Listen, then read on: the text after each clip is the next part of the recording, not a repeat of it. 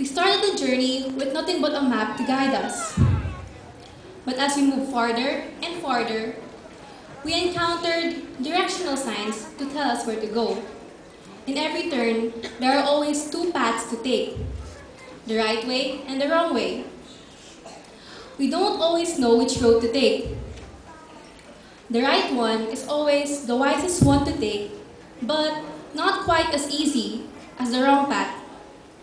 We need the courage to choose the right path, stick to it, and never turn back. At the end of the day, it is all in our attitude whether we overcome the stumbling blocks. Charles Swindoll's finest quote states, "The longer I live, the more I realize the impact of attitude in our life. Attitude to me is more important than education. Is it more important than the past, the money, than circumstances, than failure, than successes. It is more important than appearance, giftedness, or skill. It will make or break a company, a church, a home. The remarkable thing is, we have a choice every day regarding what our attitude will be on that day. We cannot change our past. We cannot change the fact that people will act in a certain way. We cannot change the inevitable.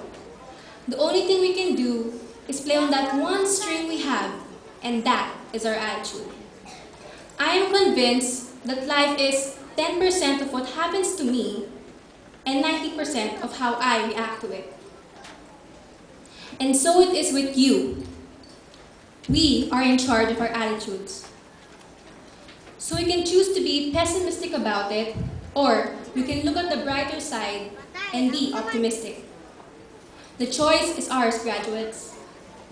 So, to my Heavenly Father, words cannot express the depth of gratitude I have for you and the heights of joy I feel as I stand before all of you. 5 years ago, I never imagined giving a salutatorian address in my high school graduation. I was never the competitive type when it came to the academics. I was just content in passing, even if it meant getting a line of 7 in the card.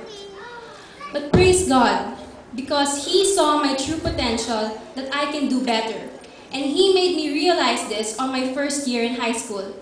So without Him, I would not even be here, standing in front of you all. All credits of my success goes to my God. Next, I would like to thank my loving family, who has always been there despite my flaws and shortcomings.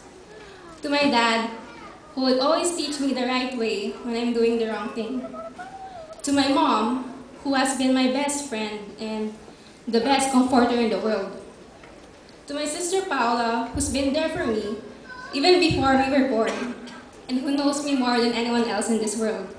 And to my little brother, who never fails to give me laughter and headaches every single day. Thank you for your love and guidance. And to all the devoted teachers of the Great Christian Academy,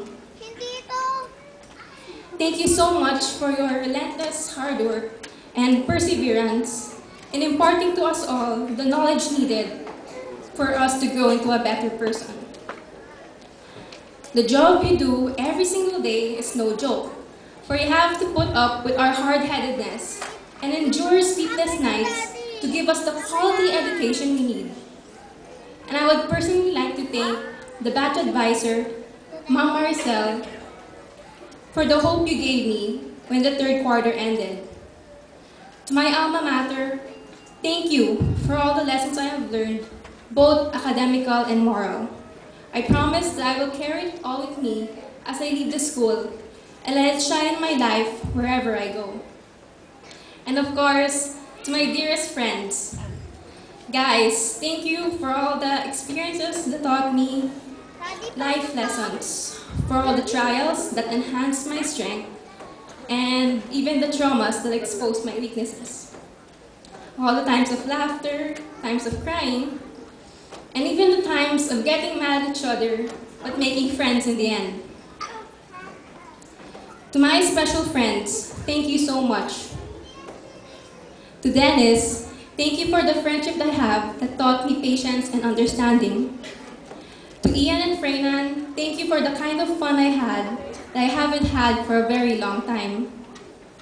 I am grateful to you, Joanna and Jam, for the true friendship you gave me, for trusting me, and being really open to me about your life.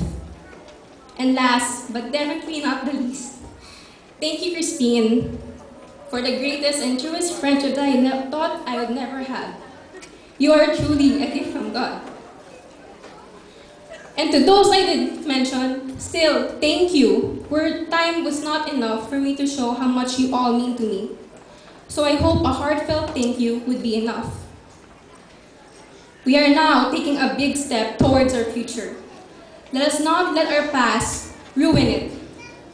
Stop thinking that your dream is impossible to reach, because with God, anything is possible. I believe that God has a perfect plan for us all. We just have to take a leap of faith, trust, and obey Him. In the last few weeks, God has showed me the power of fervent prayer. I wouldn't be here now if it wasn't for that power. Let me end this speech with a quote by Nicholas Sparks. It is the possibility that keeps me going, not the guarantee. A sort of wager on my part. And though you may call me a dreamer or any other thing, I still believe anything is possible. To God be the highest glory. Praise God. Congratulations to the graduates of 2012.